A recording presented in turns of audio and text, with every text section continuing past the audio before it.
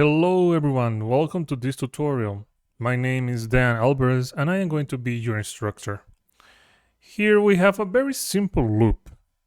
We have a character and there are spheres on the map. So the goal here is to capture 5 spheres so we can open the door for the next level. Let's see if we can do that while avoiding the hazards, which in this case are those red spikes that are raining on us. We have 3 spheres right now. I need to look for the 4th. Oh, do you see? Every time we get hit by a spike, a sphere drops to the ground. So we take 5 spheres and now we are able to live into the next level. Perfect. So as you can see, the loop is working fine. So let's have fun learning how to do this. Now, the first thing that we have to do is to create a new project. Open your engine, and if you already have a project open, just click on File and then click on New Project. From the options, pick Third Person, and if you are using a different engine version, just pick any third-person template that you have available because the code is going to be the same. On platform, you can select desktop and quality, you can change this to scalable. Finally, just leave this as none if you have this option and add the name of the project. Now click on create and wait for the project to open. If this is your first time opening a project in Unreal, don't worry, I'm going to explain you the basics. In the center of the editor, you will find the viewport. If you left click something, you are going to select the actor that is located on the level. If you hold right click and move the cursor around, you will rotate the camera. With WASD, you can move the camera around, and with E, you go up, and Q, you go down. With this, you have the basic movement for your camera, and now you can move anywhere you want on the level. When we select an actor, a gizmo will show up. This one with 3 arrows is for translation. If we hold left click over the arrows, we can translate the actor. If we press E, now we have the rotation gizmo, so we can rotate the actor. And finally, if we press R, we have the scale gizmo, so we can make the actor bigger or smaller. Pressing W, we have the translation gizmo again. And if we want to revert this, we can press Ctrl C a couple times so we can go back to default.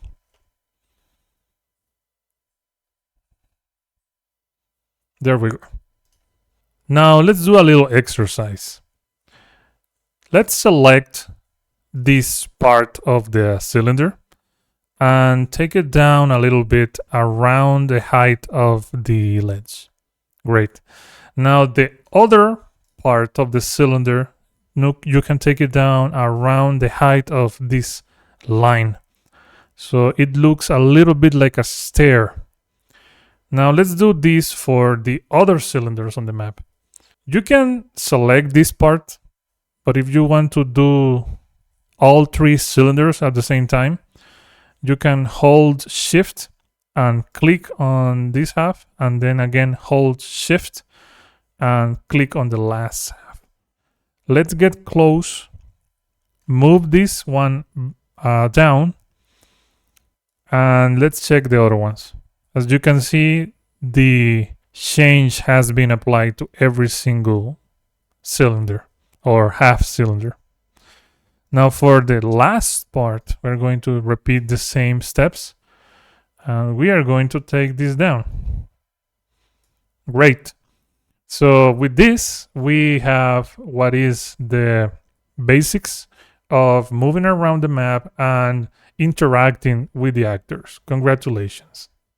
I would say it's time to playtest the level. We can go into play mode by clicking on this green triangle, or we can press Alt P. Now we can see the character. With WASD, we can move around, but we have to click on the viewport first. Now, when we do it, we can move around the character and the camera. Let's try to get into the top of the wall using the stairs we created. We can jump with spacebar. And as you can see, we are over the ledge. So great. We have the basics ready, and we are about to get into custom actors.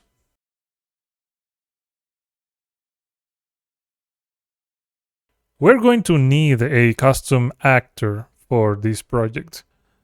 To create one, we have to press Ctrl spacebar to open the content drawer. In the content drawer, you will find all the components that are inside this project. You can right-click the content drawer. From the menu, you select Blueprint class. We're going to select the first actor. And we're going to name this actor BP_sphere. Enter to open this actor. And here we have the empty actor that we are going to modify.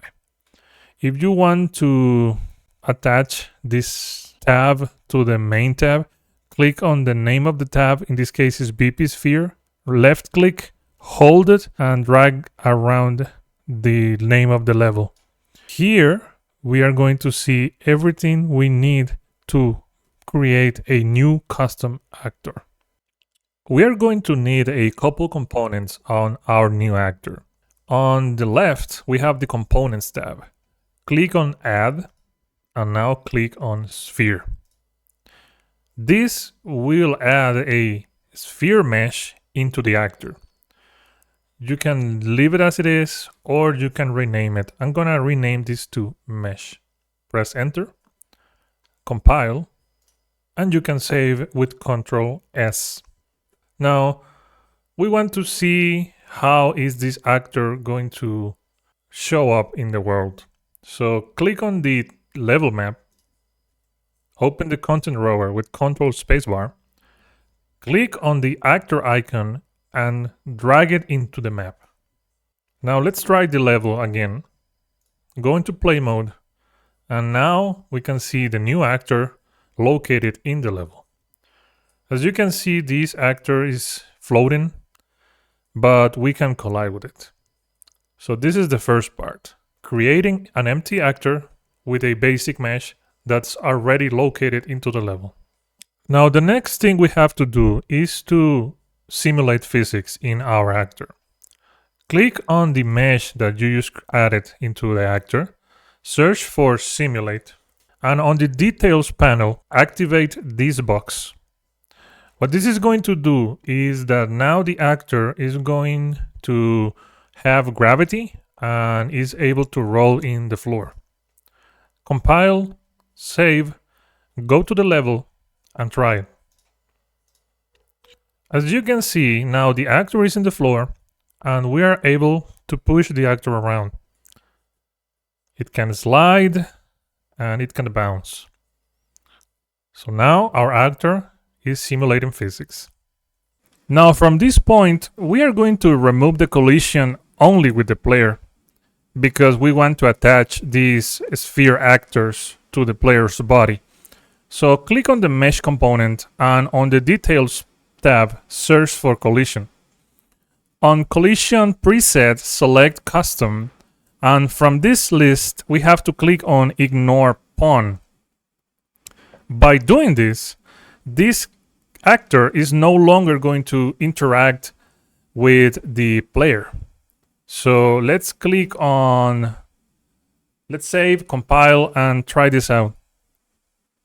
As you can see, we're going through the sphere.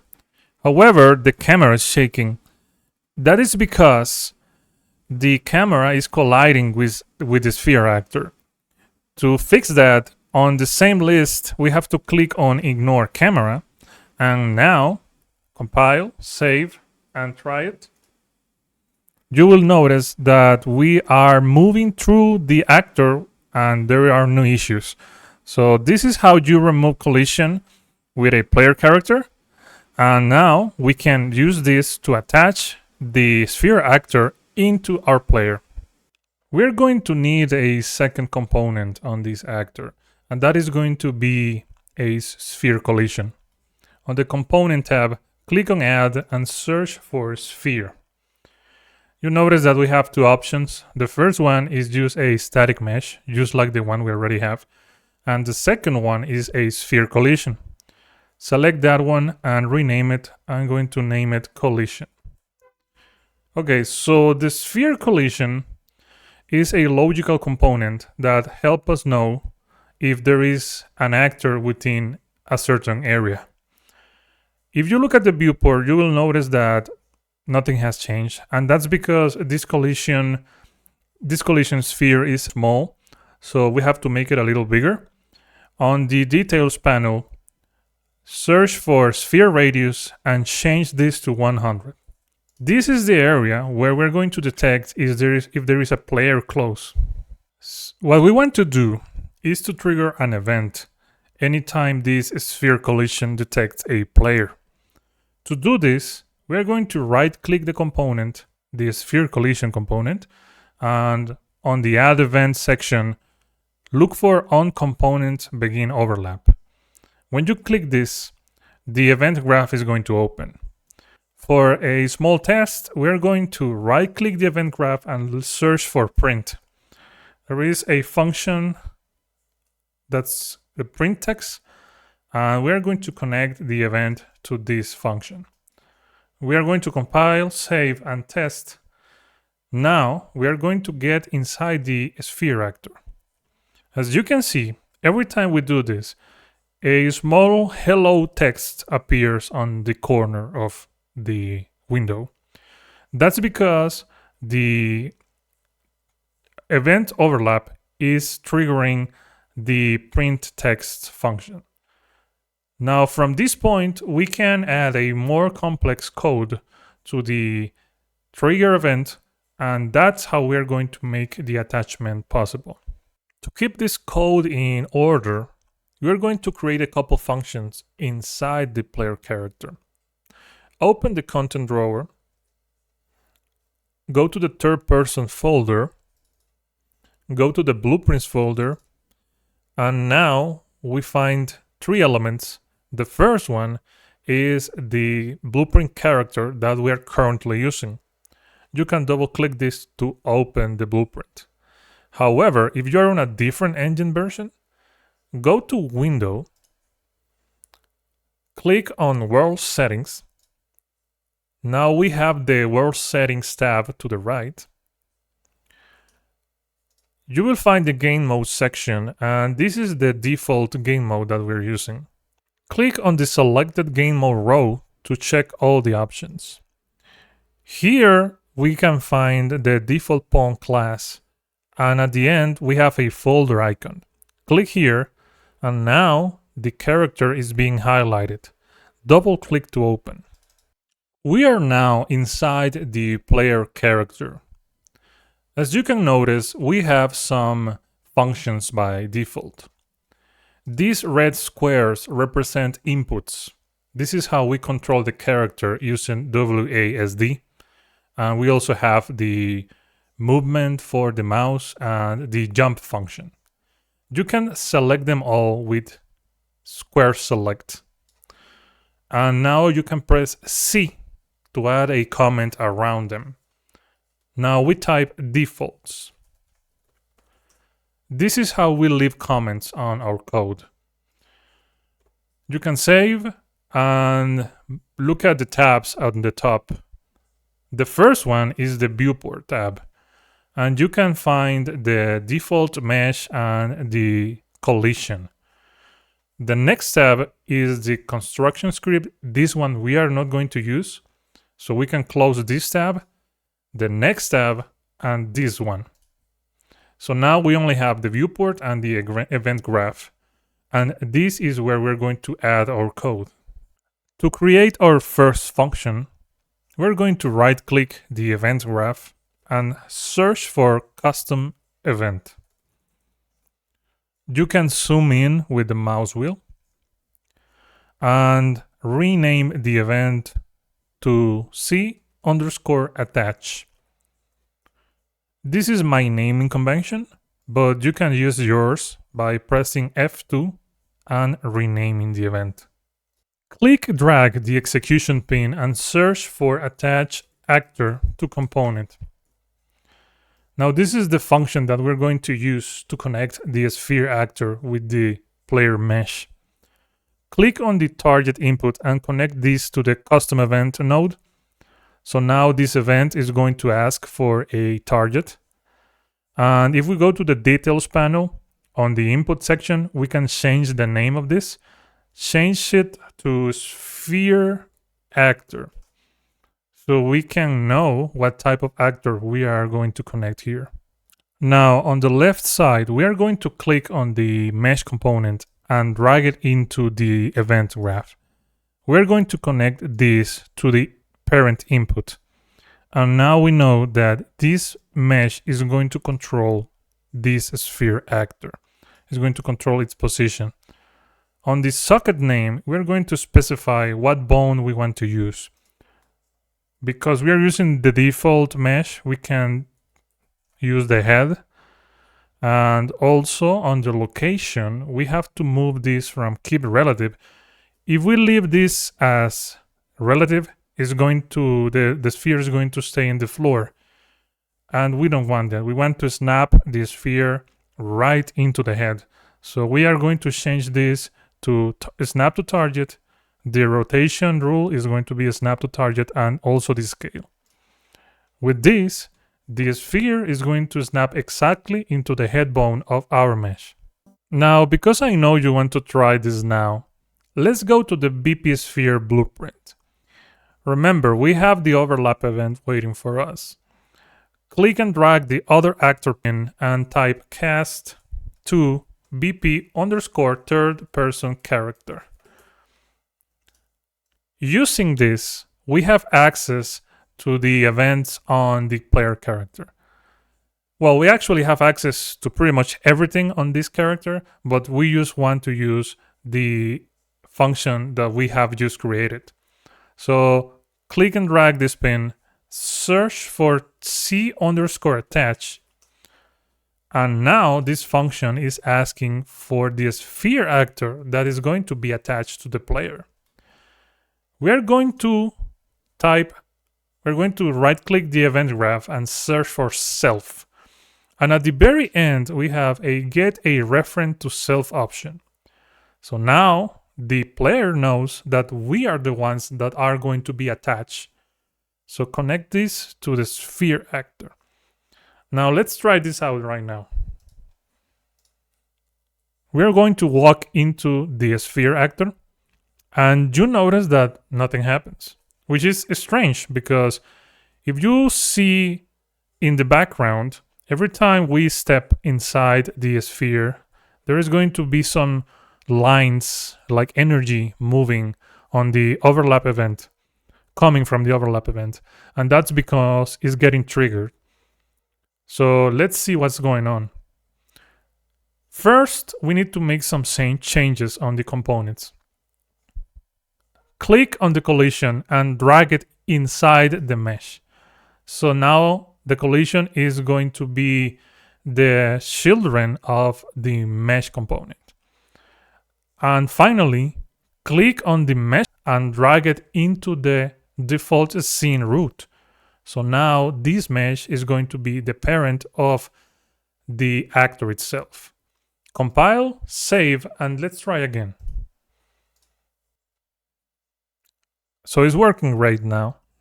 Notice how the sphere actor is always going to be attached to the player's head, even if we collide with something. And that's because the character mesh is now the parent of the sphere actor.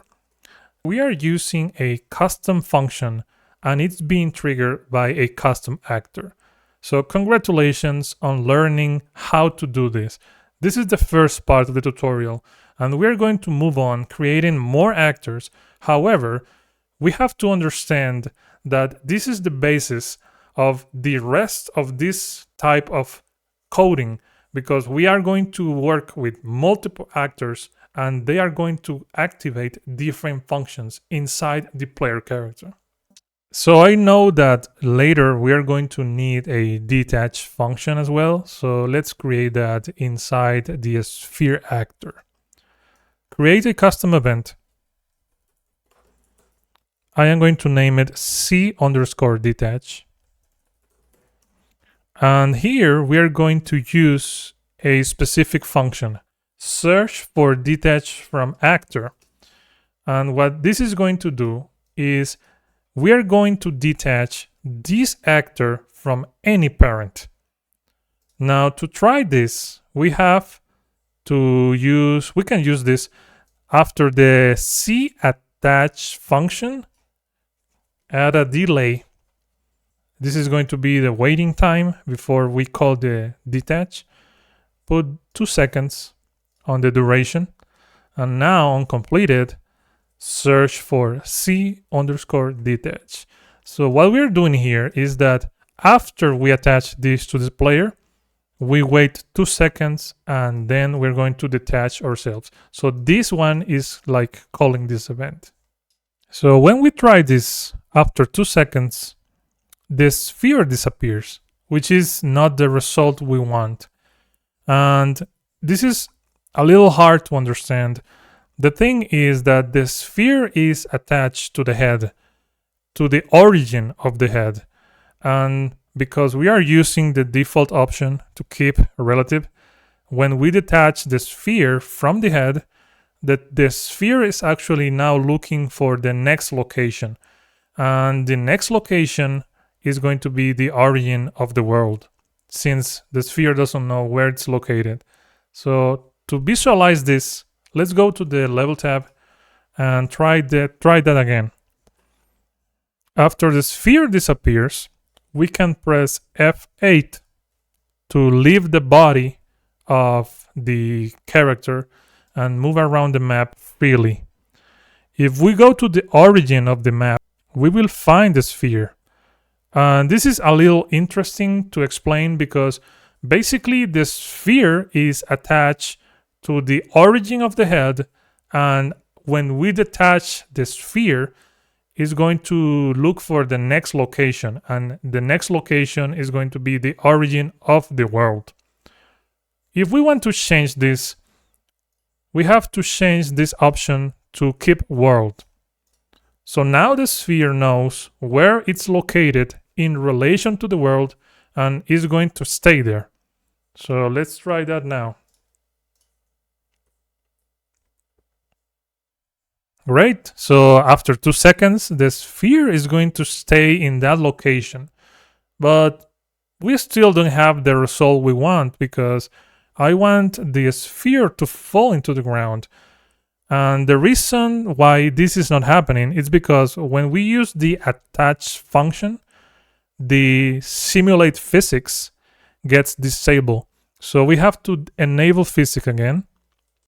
Now to enable physics, we have to click and drag the mesh from the sphere. And now from the pin is going to be simulate physics, set simulate physics. So we are going to connect this after the detach function, and we are going to check the box. So from this point, we are going to detach from the parent, and we are also going to simulate physics again. Okay, 2 seconds, and it's falling to the ground. Great. So we have the detach function ready. We have now to create some interesting mechanics with enemies and an exit door. We are going to need 5 spheres, and we only have 1 right now. If we click on this sphere and then hold Alt when you try to move it, you are actually duplicating the actor. Now, if we pick the 5 spheres, notice they are all in the head. So, okay, so we are going to remove the delay and the detach function because this was just for testing. Right, so we have these 5 spheres. However, I don't want to manually place the spheres into the world. I would prefer some spawner that uses random locations to spawn the spheres. So it's interesting every time we play this level.